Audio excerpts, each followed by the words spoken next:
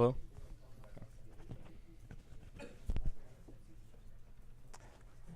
All right, it's time to get started. Hey, excuse me? All right, let's get started. Can people on the sides, can you close the doors, please? Awesome, awesome. Okay, so today is going to be the last lecture that we're going to be talking about dApps. So you guys have come a long way. You've learned about Solidity. You've learned how to test. You've learned about security, a little bit about tokens. You got your first midterm, first part of your midterm. And so what's left is just learning the rest of the stack, basically. Learning how to take your dApps online, how to deploy. Again, in this class, we don't really encourage going live.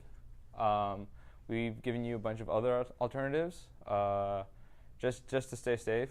But really, there are ways of going live. And for today, we're going to be talking about Web3, which is the JS framework that lets you interact with the Ethereum network, followed by a couple of the networking stuff, and then Akash is going to talk about dApp architecture, and then you're going to build Etherscan. Who knows what Etherscan is, by the way? One person?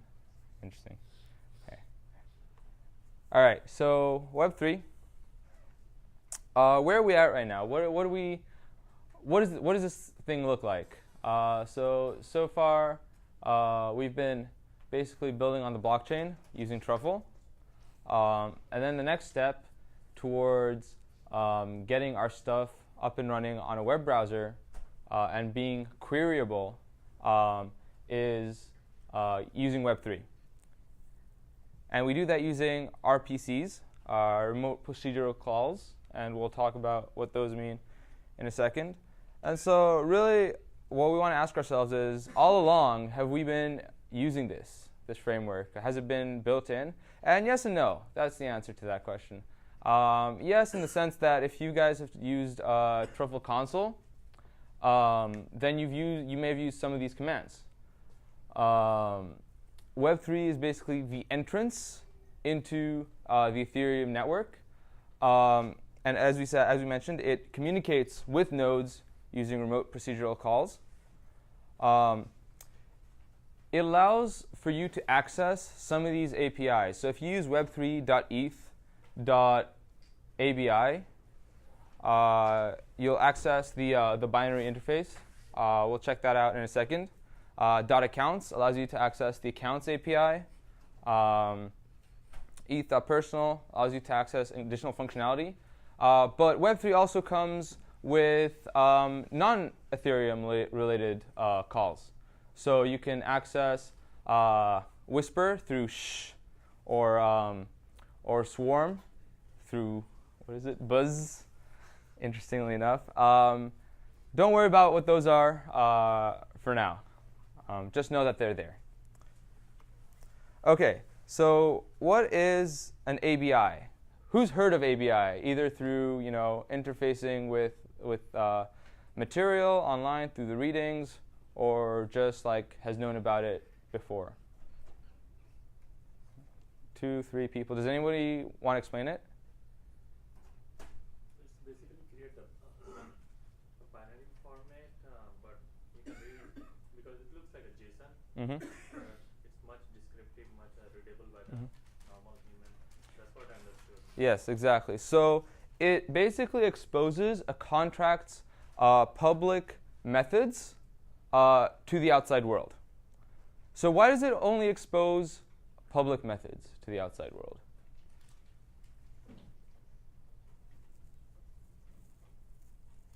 Because that's what can be called another function. Yeah, it's what you want other people to be calling, right? You don't want to expose private methods to the outside world because that's not what you want to be calling.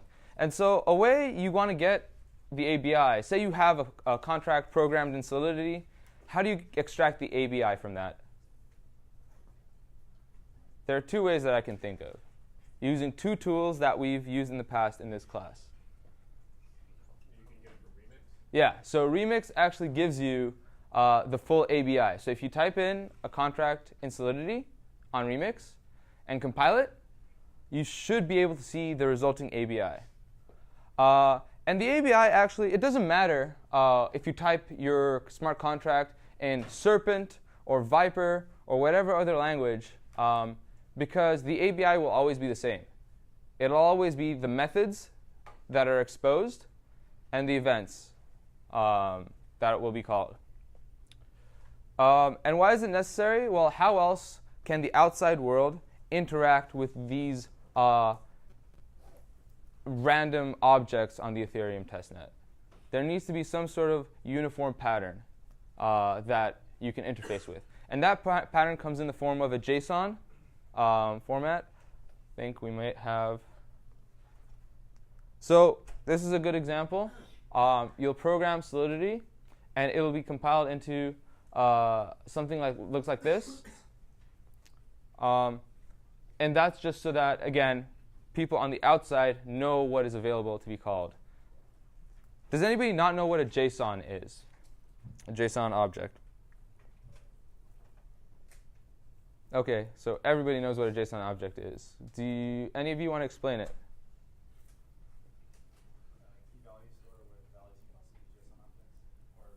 Yeah. So it's a key value store where the values can also be their own JSON objects. So you can have nested JSONs and whatnot. Does this make sense so far?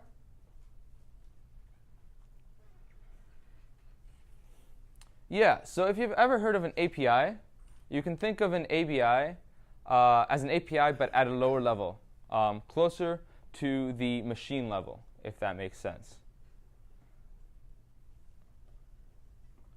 It lets you access the binary data in the contract and define structures and methods that you'll use to interact with it. Not too difficult, I think, so far. Can you reverse engine from API to the contract? Sorry? Reverse engineering?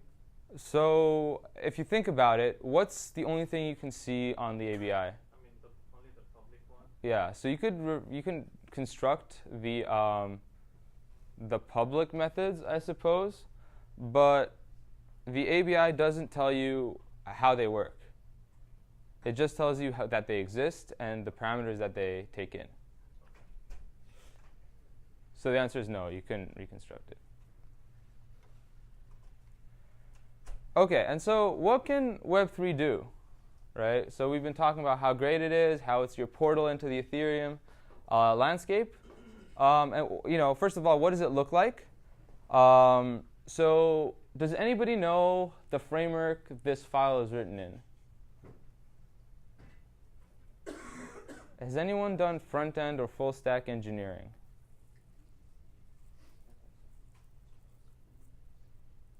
So this is React, and you'll be able you can tell because it's got both HTML and JavaScript in the same file, and it's structured in this way. And this is a common design pattern.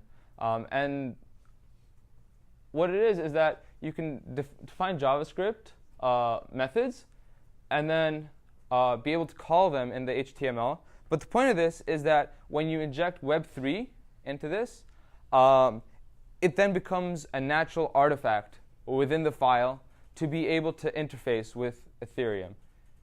They just become, and like the methods that you've been calling in Truffle console, you can just use over here, if that makes sense at all. But where in this function you are injecting Web3.js? So we'll see that in a bit. You have to require it. Yeah. So you can see the JavaScript and the HTML segments. And so what are the main capabilities, right? These are the ones you have to remember, right? They interact with contract functions, again, through the ABI. They let you deploy contracts, which we have an example of, that you send raw transaction data, and then query the blockchain for data as well. Again, makes sense so far? Awesome. Awesome. And so this is what it looks like, right? And the first 3 lines, I think, are probably the most common design pattern you'll see. Web3 equals require Web3, and then you define the Web3 object. You declare your provider. And actually, what's the significance of this localhost? 8545? That's the Ganache client. Okay, do you want to speak up a little bit? That was the, I don't know how to say it, but Ganache client, or that's where the Ganache client is hosted, whatever we call Ganache. Yeah, so Ganache, CLI. You're good. It listens in on this port, right? And so what you're saying right now to your entire, JS file is you're saying, okay, push all my calls to the local simulation of the blockchain that I have running right now, right?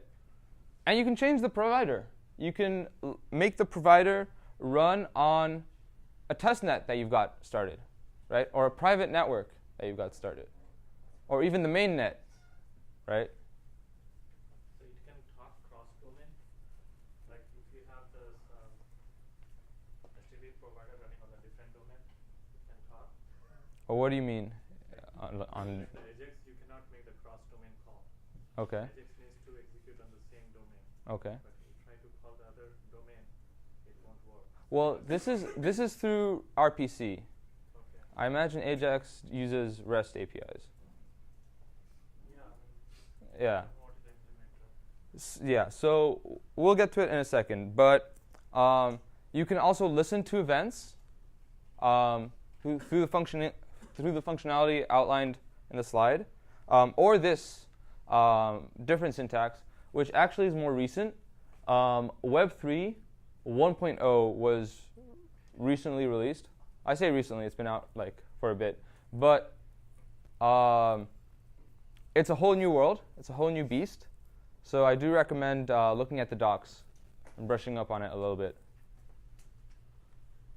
OK, so what else can you do? I think the best way to learn is by example. And actually, over here, can anybody explain what's going on? Can anybody think through this? Yeah. So your source variable is just a string that's solidity code. Web3 has a JavaScript compiler that compiles the solidity code. Uh-huh. And Uh-huh. the code itself is stored in another variable. And you grab the API of that contract. And you haven't defined one contract, but I'm guessing you use that to construct the contract. Yeah, perfect. So for anybody who couldn't hear that, what you're doing is you're writing Solidity code in the JavaScript file. This obviously isn't ideal. Probably don't do that. But this is a valid way, right? You can write Solidity and then compile it and then define your contract ABI in that JS file. Just to make sure people are on the same page, what does the \n, what does that mean? Yeah, new line, yeah? OK. So literally, you're defining with all the tabs and white space and new line characters. You're defining what the Solidity code looks like. Yeah. And so who can describe this is a continuation of the previous slide. Who can describe what's going on over here?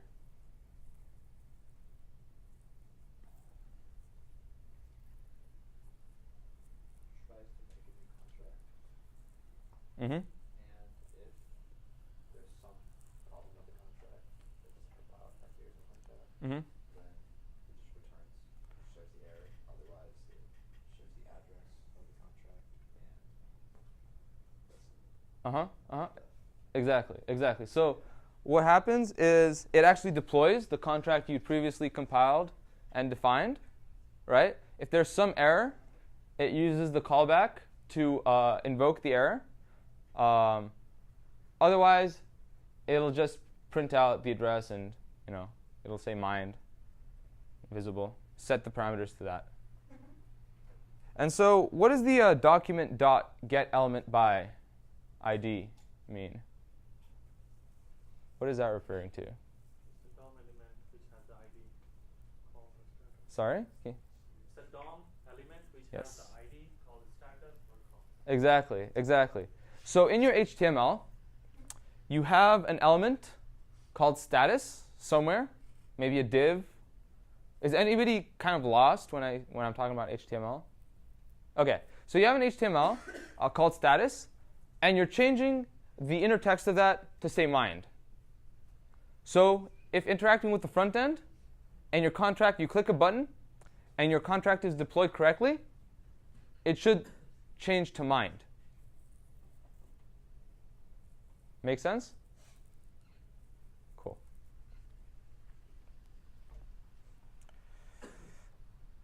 OK, I don't think we're going to linger too much on this.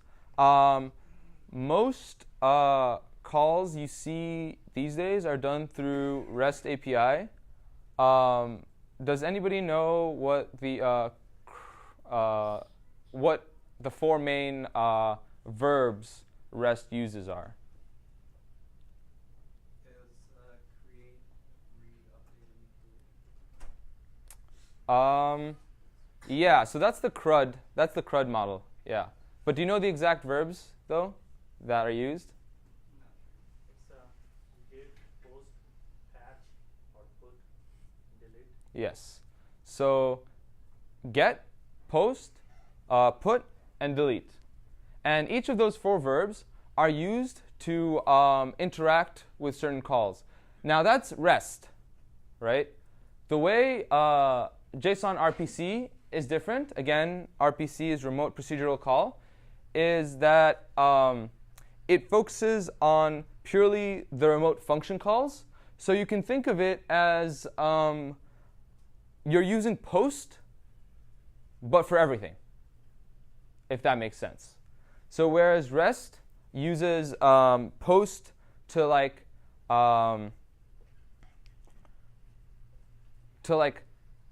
deliver something, and then get to query something, put to change something that is already there at your destination, and then delete to obviously delete. RPC can be thought of as just a post for any other function. So you can post a delete method, for example. And you can see how it fits very nicely into this whole idea of a JSON exchangeable format, because the JSON only contains the methods that we're running anyway, if that makes sense. All right. If you're still confused about that, feel free to post on Piazza or see me after class. And then again, really the only way we can hammer this home is if you guys read the docs and do some exercises yourselves. And there are other implementations, right? There is a Python implementation, and then Haskell and Java, if anybody wants to dive into those. None of these are well documented, or none of these are as well documented as Web3 is, and Web3 is not well documented. So, make of that what you will. OK, so if you want to get on these links real quick, there's a quick demo I want to do. Maybe we don't have time to run through every single line of code, but it's enough to maybe show you what it does and what it would look like.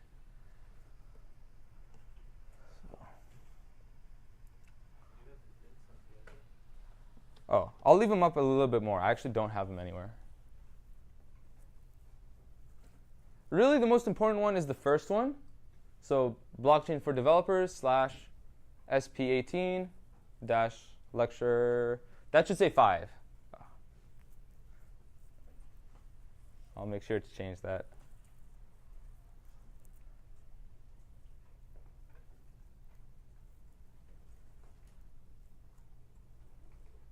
Anyway,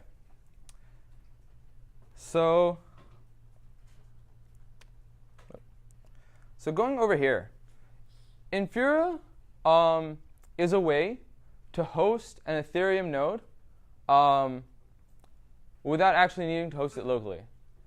So it provides this portal, again, into the Ethereum network without you having to do anything. It's a super easy sign-up process.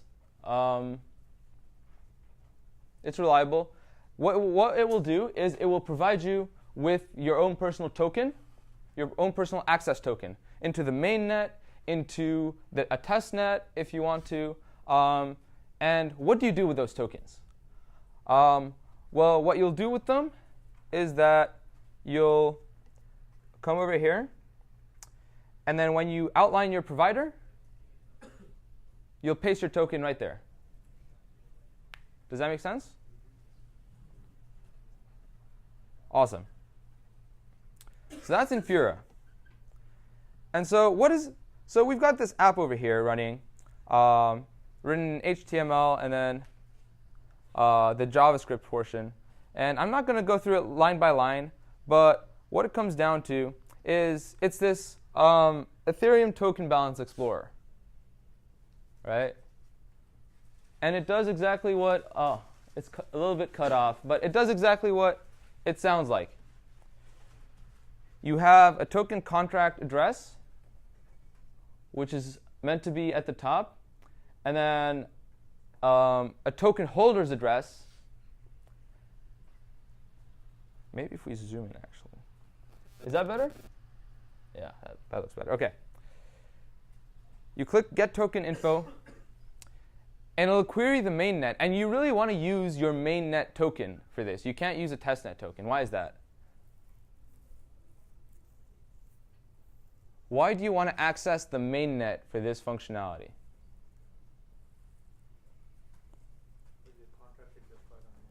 Yeah, because people usually deploy their ICO contracts on the mainnet, right? And so what this does is it looks for the contract at the specified address, and it looks for a token holder that holds one of those tokens that is specified, and it returns to us the name of the token, the total supply, and their total balance. And this person owns 0, OK?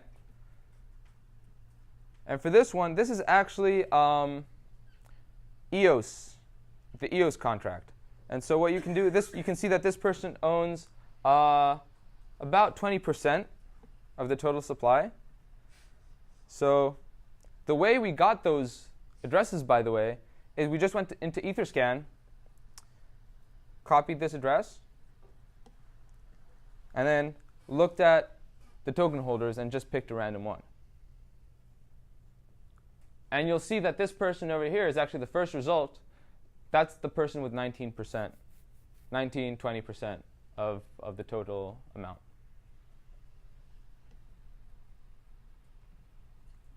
Yeah. Did that make sense at all? Did the Infura and the token part make sense? All right. I hope it did. We're running through this quickly because this is kind of a beefy presentation. But anyway, so let's talk a little bit about networks. So we've been introduced to testnets. What are the ways in which they're different? Who can name a few? Testnets have faucets. OK. What is a faucet? It's a way for you to quickly add to your balance. OK. OK, so testnets have faucets. What else? Work on proof of the stake, not a proof of work. Some testnets actually do work on proof of work. But yeah, you pointed out that they have different consensus mechanisms, perhaps. Anything else?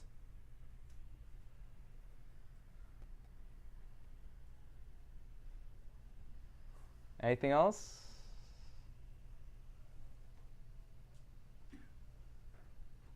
Lower block difficulty. Hey. Yeah, so actually, there are a few more underlying differences, one of which is different genesis block, different block difficulties. What do these mean? What is a genesis block? The first block. The first block, right? And so actually, the way you instantiate a new testnet is you define your own Genesis block, and from there you begin mining, right? OK. So why would you use a public net as opposed to a private net? First of all, where does the main net come under? Public. Where do testnets come under? Public. Where does ganache come under? Private. OK, good. Easy questions. So again, why would you use a public network over a private one? Because you get some sense of the latency involved. Yeah, exactly. You want to be able to see how your app performs in real-life conditions under real circumstances, right? For the purposes of this class, we only care about proper practices, and that's what we assess you on. And so we don't need to take you onto the main net. But yeah, it varies for everybody involved, right? And so why would you want to go onto a private net other than having to teach a class? Running tests. And why wouldn't you want to test on the main net? Faster. It's faster? But why can you then not test on a public test net? Why would you choose a private network as opposed to a public test net? Well, if you're screwing up, you'd rather kind of like keep the ways that this is all working out private and make sure that you're the only one that's messing with it and seeing what's going on until you manage to make sure that everything's going to work how you want it to. So you want more control over the network. Perfect. And it seems like Ganache gives you all those accounts to work with like immediately, and you don't have to set up. Exactly. Set up time, tear down. Someone had an answer in the back? No? OK. Perfect. OK. Moving on then. So GETH, what is GETH short for? Go Ethereum. What is Go?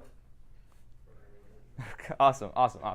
OK, yeah. So this is what we've been using for running our testnets. There's not much else to say. You can access all three things using GETH. You can define your own Genesis block and then run it, start mining on a private network with GETH. But there are a few other options. And also, mind yourselves, right? They always give these security warnings. Software is perpetually in beta and is never released for this reason, that there's always bugs, there's always vulnerabilities, and nobody wants to be responsible for you losing thousands of dollars, right? So caution is key. And then moving on to other options, right? Parity is another option. If you don't like GETH, if you think it's too clunky or the CLI isn't intuitive, well, you can just use Parity, which comes with UI built in. It's written in Rust, which is a key differentiating factor, whereas GETH is written in Go, obviously. And then Parity is always is also not written by the Ethereum Foundation. It's written by I think a consortium of other companies. So this option is available for you. And the reason we're throwing all these things at you right now is because this is your chance, right? Your next midterm project is going to incorporate, deployment or debugging or something of this sort in some way. And these are just the tools that will help you get up to speed there. Cool. And so this is what it would look like if you were to actually do a mainnet call. This doesn't look too different, right, than our testnet calls. And actually, it's not. It's only missing the Robston flag, right?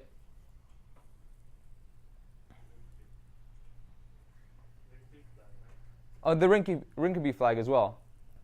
So there are actually many, many flags that you can use to outline, to point out to Geth where to direct its RPCs.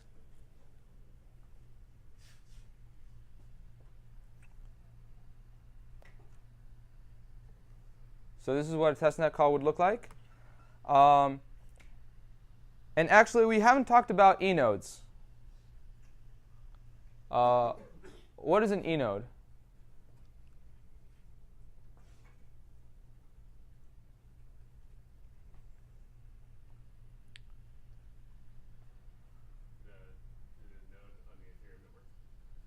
Okay. Okay. Yeah. No, good. That's good. It lets you bootstrap, right? Your client is going to be trying to find, somewhere to some other node to latch onto to get its first blocks, right? You've started up this new instance, right, of your client. You have no blocks. You're not caught up with the main net, or you're not caught up with the test net. You want to speed that up, right? And so there are actually a few consistent addresses that you can specify that are actually built in to the client, which are places where it looks first. And if you know of better ones, then you can add them in. So we've talked about the Genesis block. The Genesis block is outlined usually as a JSON file. And this is what it looks like. Does anybody want to comment on any of these parameters?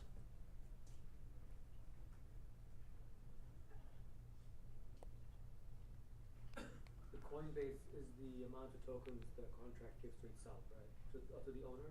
To the miner. The miner, the one who set up the whole thing. Sure. So what is then the parent hash? Okay, sure. It's nobody, right? Because this is the Genesis block. Okay, cool. And then you can set the difficulty and the gas limit. And generally, you want to set the gas limit quite high if this is a testnet and you want to run infinite execution, right? So this is the gas limit of what? The contract which is on that particular node? No, so you haven't deployed any contracts yet. This is the Genesis block. So this defines basically the amount of computation that a block can contain, because there is a maximum limit. And But as far as the storage is concerned, all the nodes have a specific limit, right? That it can contain this much amount of data. so the limit is actually contingent on the gas, the block gas limit. Yeah, and you're right about the data, yeah, as well. Okay, and you can add in, of course, accounts, predefined accounts with predefined balances, just to help you out.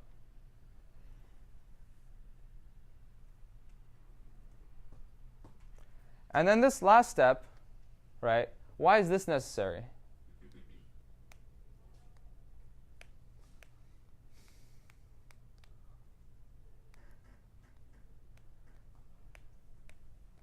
So if we read that last sentence, this creates an enode URL.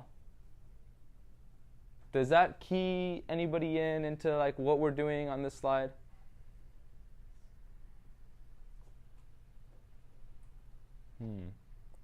Okay, so you've created a testnet, right? And you're running your tests, and everything is fine and dandy, right? But you're a little bit lonely, and you want to invite other people to the party, right?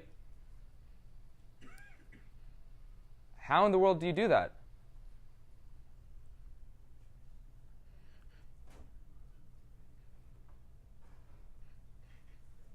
Okay, let's rewind a little bit. What do we talk about on this slide? Right. So your client can look for other addresses, right? To connect to download blocks from. And so here, you're generating your own enode, right? Your own address. So you can send it to your friends and say, hey, this is my blockchain. Feel free to join. And so they'll download your blocks, and now they're on your network. Does this make sense at all? Awesome. Okay, yeah. What was the mix hash variable for? Yeah, we can actually post explanations for everything on Piazza. Okay. Yeah. Okay, so a few last things. Docker has been proposed as a viable way to set up your environment from scratch. Who knows what Docker is? Awesome. Does someone want to explain it? It's containerization as a service company sets up an environment. Exactly. It's a way for enterprise facing platforms to be able to standardize their environments across the board, regardless of what operating system you're running and other externalities. So we haven't had the best success with Docker, but it may be worthwhile to explore, finding your own images and trying to boot them up. As for other public networks, you've got a lot of choices, and we'll go through a few of them. The most interesting one, obviously, if you specify network ID 1, that's the Ethereum public main network.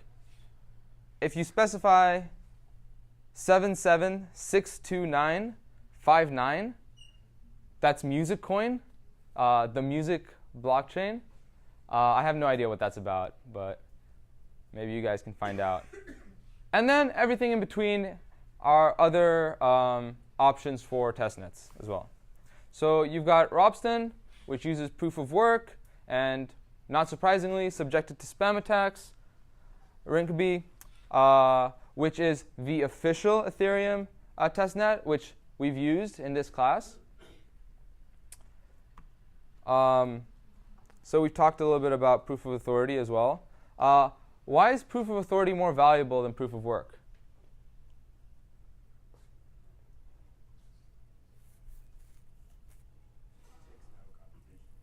It takes no computation. Why is that important? You're testing, you're not really concerned with validity as much as if you're on the mainnet. Exactly. So you don't actually want to make it hard for people, right, to be on the testnet. You want to make it as easy as possible. But what's the problem with that? If it's too easy for people to get on the testnet and run computation, you can just spam it, as we just talked about a minute ago. So literally, you can have one person running an infinite amount of computation, and that's bad for the network because they don't have to pay gas, right? What would incentivize them to do that, though? What do they gain out of spamming the network?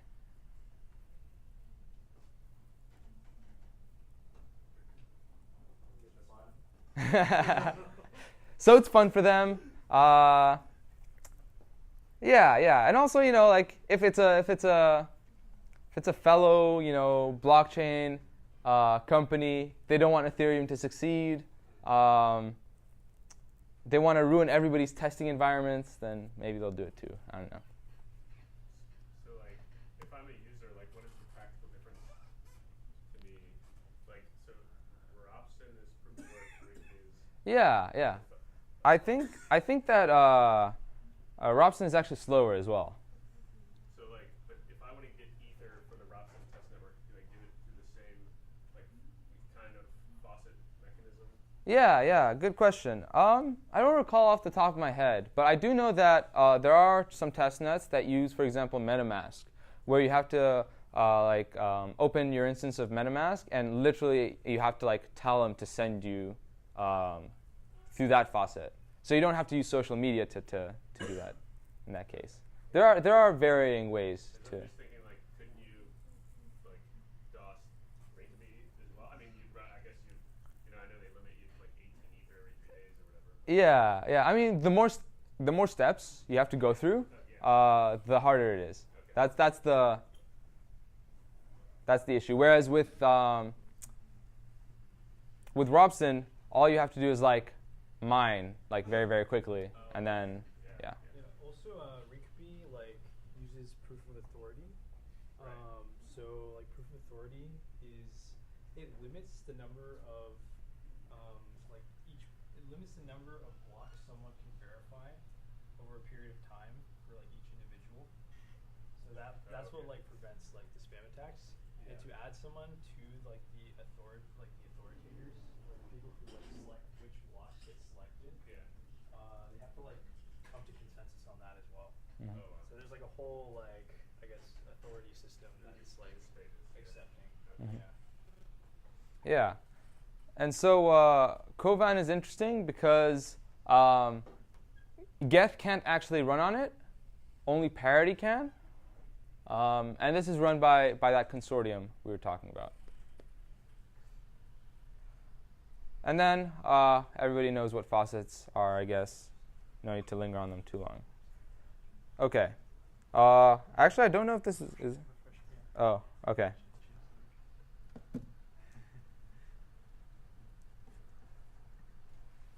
Oh, wow.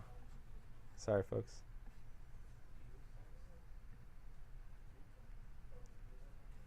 Jeez.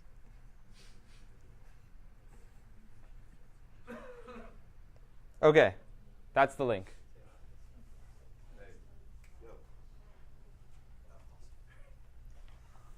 All right. So Nick, in one of your slides, you were saying that network ID 111, there were 3 lines with network ID 111. Right? So if we type 1, then which one we can see?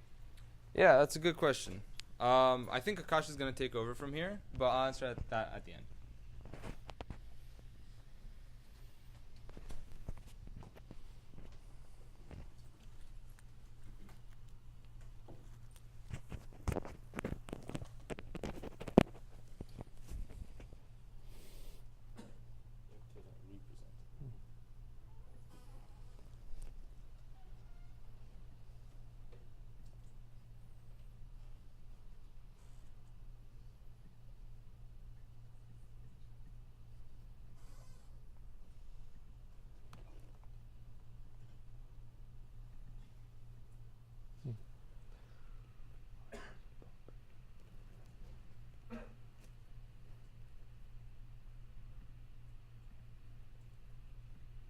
Okay, cool. So I'm going to talk about dApp architecture, and before I transition into the meatiness of the architecture of dApps, I want to talk about the management API that's like behind all the nodes that Nick was talking about. So every node implementation, besides the official dApp API that it comes with, which is like the Web3, the Whisper, and all the other stuff, the Ethereum nodes will come with management commands. And so, for example, GETH will have stuff for admin. And here's like a preview on the right side of some of the stuff you can do, but you can see some of the peers. You can start up the RPC so that you can connect to it. You can shut it down if you want to. You can do some debugging. You can look into the inbuilt miner that comes with GETH and like start querying information from that if you want to. Account management via personal, that's an important one. You should remember that because we're going to kind of refer back to it. But basically, with personal, you're going to end up like creating your private keys through this or your accounts. And this is how like, for example, my Ether wallet and all the other like platforms you might use online end up creating like your wallets. Like they use the personal command within the Ethereum client, and this is then like broadcasted to other people when you go online and send transactions. And yeah, you can also look at the transaction pool, which is kind of cool if you want to do some analysis or come up with some visualizations. But this is very important for building production level dApps. So I want to talk about a few models. The first one I'm going to talk about is the client blockchain model. And essentially this is a serverless architecture. So you can see I kind of crossed out the server. But basically this is the canonical like version of what an Ethereum dApp is. Everybody does like dApps this way for the most part. So the entire flow, it happens between the client and the blockchain. There's no server involved, so you can imagine just some guy writing an HTML page up and starting to use Web3 in order to make calls to that smart contract on the Ethereum blockchain. But there's no server in between, right? It's simply just somebody making calls from like their web browser, which is kind of cool. And it's usually set up such that you can pretty easily distribute client code to your users. So you can use like GitHub Pages. You can like even use IPFS to like host your page. You can use all kinds of like different hosting mechanisms. So it's like much more flexible than doing like a server-based architecture. So one of the main things when it comes to client blockchain apps is querying the blockchain. So the app needs to be able to read information from the blockchain, and this is going to require like any kind of connection to an Ethereum node. So we've seen Web3 provider probably a lot, Truffle. We often connect to Ganache CLI. You can also use like different clients to connect to your Web3 provider, such as like Mist or MetaMask. And this is essentially going to be like a lightweight client to the blockchain. And this can act as something to send transactions or just like query it. Does that kind of make sense? Yeah. So as a lightweight client, what they have to end up talking to like a full client, right? Exactly, yeah. So how did they end up finding which full client to talk to? That's a good question. I believe like Ethereum keeps like a list of like other clients elsewhere. It's like publicly. Yeah, that's the way it would work. So with like MetaMask, so for Mist, Mist doesn't have like a set like client that full node that it goes and talks to. So usually you'll start like your own like local private one, and then you like point to that. With MetaMask, they have their own providers. So with MetaMask, like you'll often just like sign your own transactions locally, and then send that content to the full node to then broadcast to the rest of the network. Yeah. So what do you do if you don't have Mist and MetaMask? If you only need to query the blockchain, you can just establish a connection to any like public Ethereum node. This could be something like Infura, as Nick mentioned. And it's public in the sense that we have some kind of GETH or parity node that doesn't expose the personal API for managing accounts. Why might that be dangerous? What do we learn about the personal API? The personal API generates private keys, right? It generates our accounts, generates our private keys. It does the management behind the accounts, right? So that means like sending funds in and out, viewing the balance. Why is it dangerous if we're exposing that API on like a public node for people to use?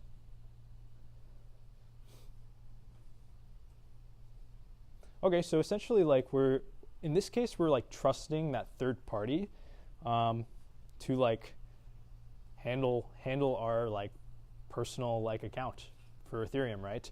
If they decide to have the personal API endpoint exposed when they're running their GETH or parity node, essentially somebody could just go on there, start doing like account management for themselves, and not realize that, oh, the person hosting the node can literally see everything I'm doing and like drain my account if they wanted to. And the person controlling the node can also send you like false like requests back to you saying that you have funds when you actually don't, and you may have just like authenticated like all your stuff to them without you like really knowing it. So yeah, Infura is just like a convenient way. It's a trusted way these days to do it. Probably the most trusted way to do it. But yeah, you shouldn't be using any other like third-party nodes that aren't well known. And if they're exposing the personal API, you know something is definitely wrong. So another important thing to know with client blockchain model is interacting with contracts through transactions. So querying is pretty easy, right? All you have to do is just make the Web3 calls to like any public node. But what happens if you want to submit transactions and perform state changes on smart contracts? That's when money gets involved, right? So with Mist and MetaMask, these both provide ways to manage the user accounts. And they'll ask the user to approve any amount that's like presented to them when using the application. But basically, The difference between Mist and MetaMask is that Mist will require you to point to a local node, and MetaMask is going to point to a public node and sign transactions locally, as I kind of mentioned earlier. So I have one question. Yeah. Here you're saying that from MetaMask you can call any contract, right? Different contracts, right? You can call contracts on either one. Okay, so you have to call a particular method of the contract. How do you basically initiate that call from here? Oh, when you have to call a particular method? Yeah. So that's abstracted away in the Web3 code. So what you'll do with MetaMask is we'll have like a reading on this, but basically you inject like Web3 code where MetaMask becomes like the provider for like facilitating all the Web3 commands, and then MetaMask knows that, oh, you called in the backend of, or sorry, not the backend, but like the JavaScript of your application. MetaMask will be able to read that, oh, you're asking for this much to call like this function whenever you make like a function call. MetaMask will know. So when you make like a function call through like Web3, like if somebody clicks a button on the HTML that does that, basically MetaMask will prompt the user to insert the funds. It'll act as like a layer to insert parameters into that function, if it makes sense. Yeah. So you can also use light mode and GETH to send transactions if you want to. This is actually probably the safe way to do it, because GETH you can even like start a full node and start sending transactions, but light mode will simply leverage other full nodes in the network. So you are still trusting people, but at least you know for a fact that people aren't maliciously presenting you like an API that's giving you false responses. Whereas like with MetaMask, somebody could do that because there's a lot of abstraction in the way.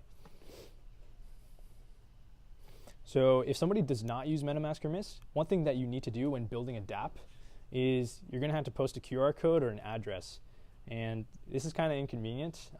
You can see here it's kind of dumb. Like somebody has to pull out their phone or like scan it, or they have to like copy and paste it and like send a transaction over like the command line. So really bad user experience. So another thing is that your application can monitor contract events to update the user interface. And that's like another important interaction because, you know, watching events, it's simply a way of like querying the blockchain, and it can be done through a public node. But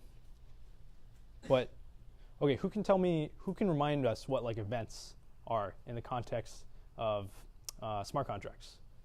Let's start there. Yeah, so it's like a logging mechanism, right? And why might you want to use that in a dApp? Debug some stuff. Okay, yeah, maybe to debug some stuff, but what other reasons? Yeah. It can like notify you when a certain event's been triggered with the state of the contract. Yeah, exactly. So you can basically get notified on like some changes that happen in like the contract state, and once you do that, you can act on it, right? So like you can say like I can like present new information to my client when an event occurs. I could prompt them to do like a different functionality if like some kind of event occurs. There's all kinds of ways to like interact with events. Yeah. Does the event itself exist on as like something in the blockchain, or is it just something that exists in the VM with the nodes that run? Good question. Well, I guess it doesn't exist on the VM because the VM just like executes, and then the blockchain actually stores. So it exists on the blockchain. So every block will have like some set of events that are attached to, or not every block, but every transaction within the block. They will have like events attached to them for whatever corresponding account they sent them to. Yeah. But every node has some limitation over the data side, right? So that means like if somebody is calling some contract and that contract is getting events and if the volume is pretty high, like thousands of events, then how can the events get recorded in So you can't get them in real time, right? Blockchains are never real time. So you have to like wait like on a per block basis, because once you fill like the block with enough transactions, you have to move on to the next block, right? So like every block would include like a new set of events. But your transaction address is in a particular block, right? It's not going in every block. I mean, you're right, but that doesn't mean you can't refer back to other transactions that have occurred, if that makes sense. Like you don't store the state of everything in a single block, but you store it over time within a set of blocks. And you have like a database of like the transactions you can refer to across blocks. I can talk to you after, yeah. Okay. Yeah, so is that pretty clear about like what events do? Yeah. So in Web3, when you watch an event, so when you send a transaction, it's like a one-time thing. But if you listen for an event, is it like take a connection from the other? Good question. So when you use Web3, it's not, but you can program. Parity has done some stuff with this that's kind of interesting, but you can program like reactive events.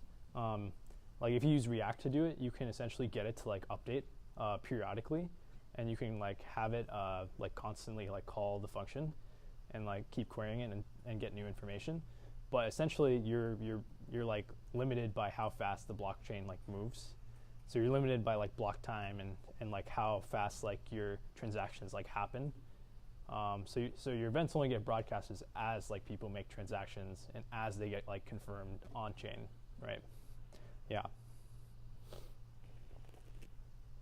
Any other questions about events? Okay.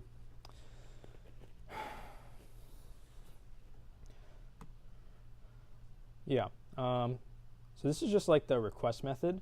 So suppose like you're executing contract functions and you happen to you need to like request Ether along with like additional data to execute a specific function.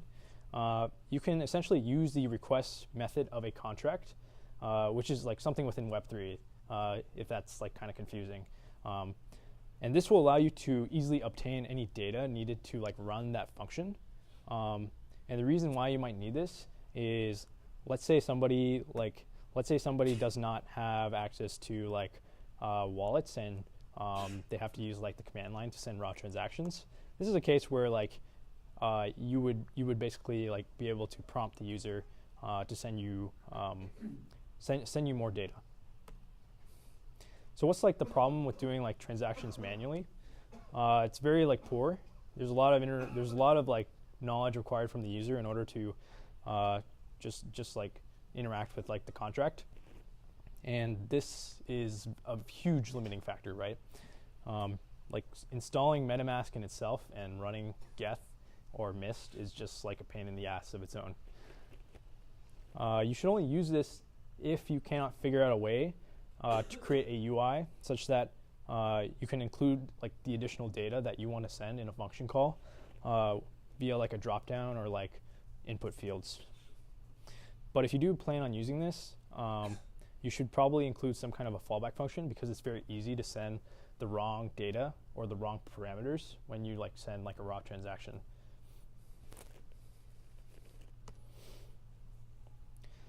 Another option to do like complex interactions with your dApps is to integrate wallet management within the dApp itself. How many people have probably used like a dApp that does this, that does like wallet management within the application itself? Anybody use like Etherscan? Okay. Yeah, so maybe you'll notice, but Etherscan essentially, it's like a decentralized exchange. What you do is you log into them like using some kind of like a private key, and they will let you like interact with your own like wallet full of like ERC20 tokens, and you can start like trading them, right? You can trade them among like peers. You don't need like a middleman to like facilitate a whole market. You can place like buy and sell orders and limited market orders and stuff. But anyways, that's like an example of wallet management. It's basically where you have people create. You can have people create a new Ethereum account address through like your own dApp, or you could have it such that people are allowed to like input their own address into the dApp. That's another way.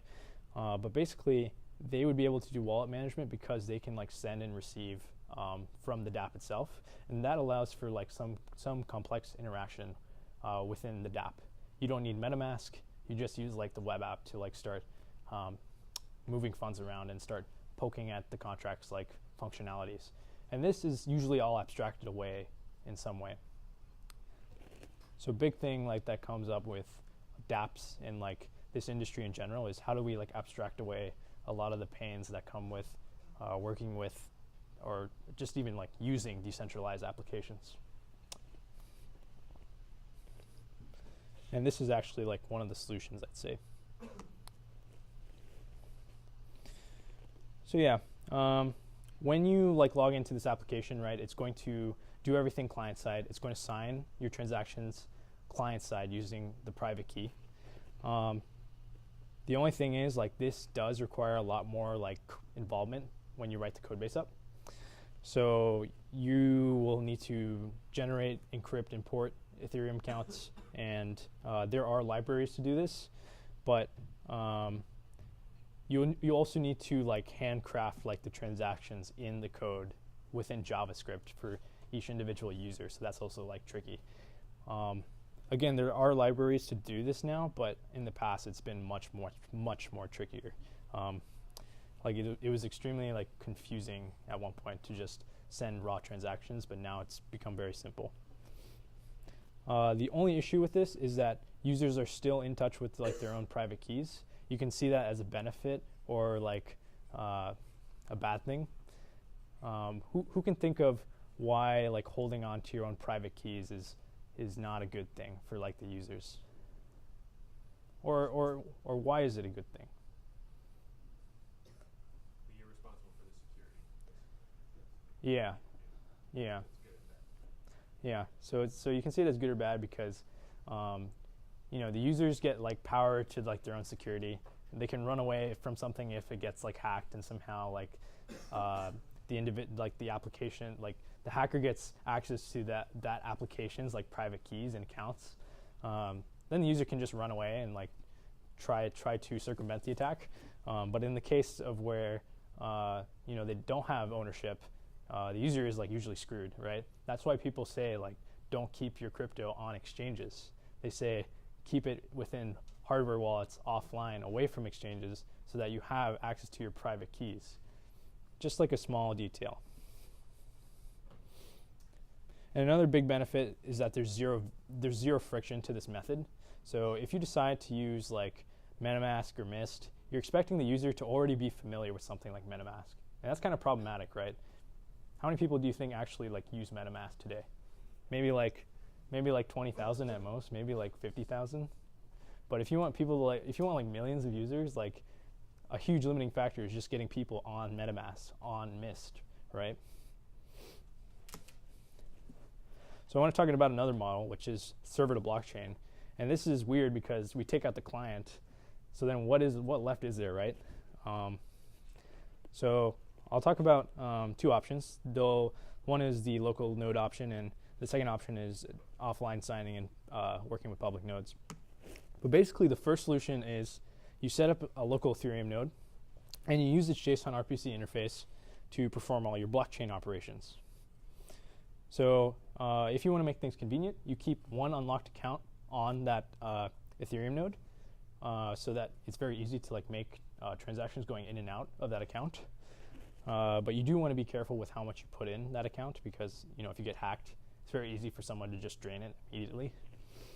And you want to also make sure that the interaction between server and blockchain is that the JSON RPC interface is not accessible beyond those two interactions. So somebody else should not be able to communicate with the JSON RPC interface. Somebody would have to like put in some kind of key, like the server would have like some inbuilt key such that it would be able to query like the Ethereum client.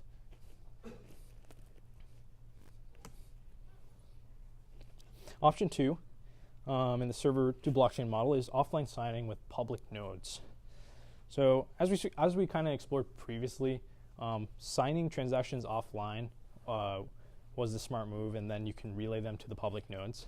But the only issue is that you are blindingly trusting that public node as you connect to it, and they can provide like fake responses to you. they can tell you that things are going well, but in reality, like, your wallet may have been like completely drained in the background. So this can be mitigated by like connecting to multiple nodes and sending transactions to those multiple nodes, but it requires a much more complex approach, right? Because you have to like set your provider, unset your provider. You have to like keep on doing that with all the different nodes that you decide to connect to. So putting everything together, right? Client, server, and blockchain.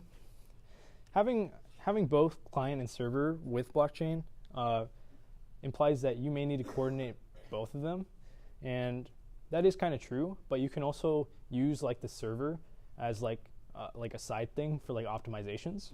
So let me give you a few examples of like how this might end up working out. So the server reacts to an action performed on chain by the client, or we want to visualize certain state changes on a contract for a client, right?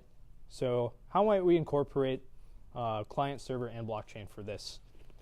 So to observe any kind of changes on a contract, we listen to contract events, right? And we make sure they have indexed arguments so that they're easy to access.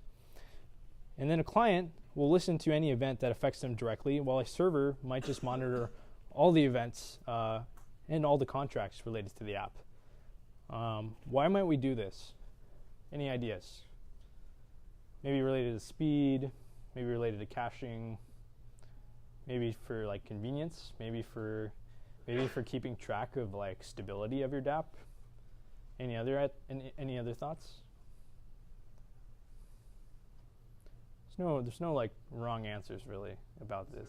Server may be down at that particular moment when so better to listen all those events in the client. You can do it. That is true, but it also depends, I think, where your clients are. So if your clients are like the users, then that's not very useful to you. So then you want your servers online, most likely, or you want some kind of backup servers to like help you with that situation. Yeah. Okay. That's kind of like a tough one to talk about, but one thing I'd like to mention, this is pretty important, and this is actually a cool thing I didn't know until recently, but if you rely on any kind of transactions or events, right? Anything that's like on chain, you want to be careful because, if they haven't been confirmed enough, Ethereum has such a quick block time that there's a bunch of other nodes confirming different sets of blocks while other people are confirming sets of blocks. And we'll talk about more of this in the protocol section, but when you have this happen, you have multiple forks happen, right? Because multiple clients are generating multiple blocks, and they're actually all valid blocks, but because they're all happening like at the same time and they're all competing with each other, we result in forks. And with these forks, how do we resolve it, right? There has to be like one chain that everybody agrees on.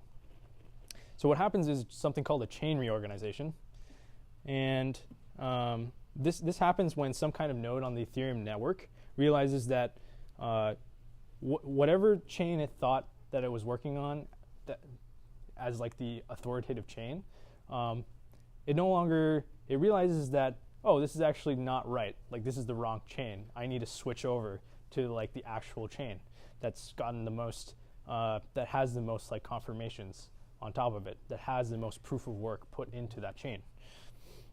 So when this happens, all the transactions in the other part of the chain, those are going to revert, and the transactions that happen on the other chain end up being valid, right?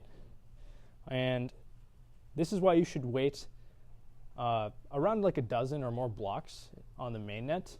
On a testnet, maybe even more. You should wait this long before like letting anybody know within your event, like from your events or like transactions, that something has occurred. Like, you shouldn't tell a user that something is valid until you've waited like this many confirmations. And this is why Coinbase will like make you wait a little longer than like a few block confirmations just to like get you your Ether if you've ever bought Ether on Coinbase. Okay, but why do we even need a server, right? Like, it seems kind of useless. So if you look at it this way, a server in a traditional client-server context, it's permanent storage.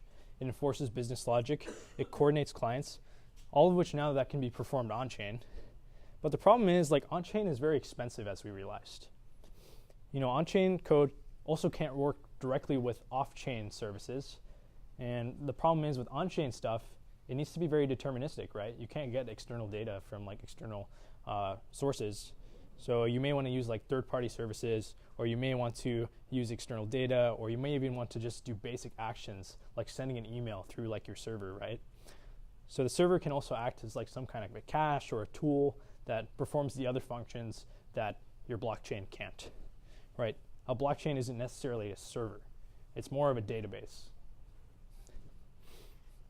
Also, data is very expensive on Ethereum. Computation is very expensive on Ethereum. So you should only keep, for storage, you can, we'll talk about this like later in the course, but you can actually just put a hash of like what you stored on like some platform. Like for example, IPFS lets you do this, and you can refer to that hash as a way to access that data later on. And IPFS will handle all the proofs. Meanwhile, Ethereum is just going to store some kind of hash to make sure that you did not modify like that storage. Yeah.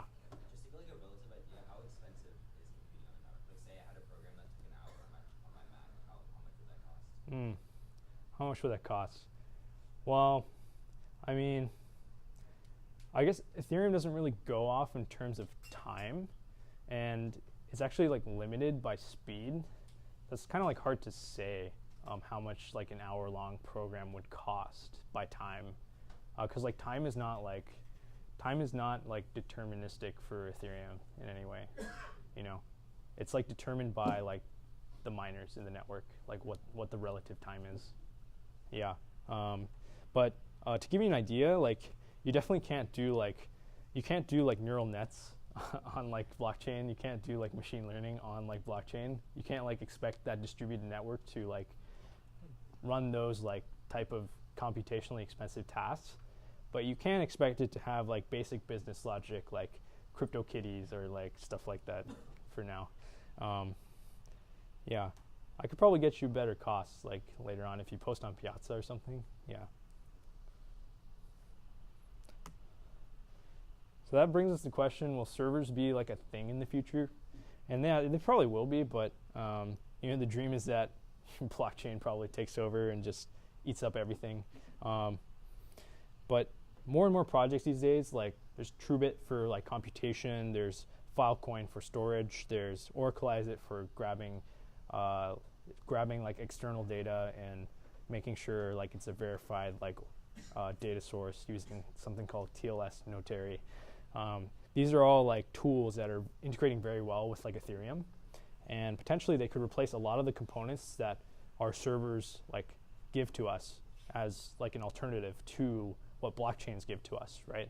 Because blockchains don't quite give everything yet, and they're building stuff that eventually gives more and more things, but like the peer-to-peer web is still like in progress. So I think we still have some time, yeah? 3:31. Okay, no, we don't have time. But anyways,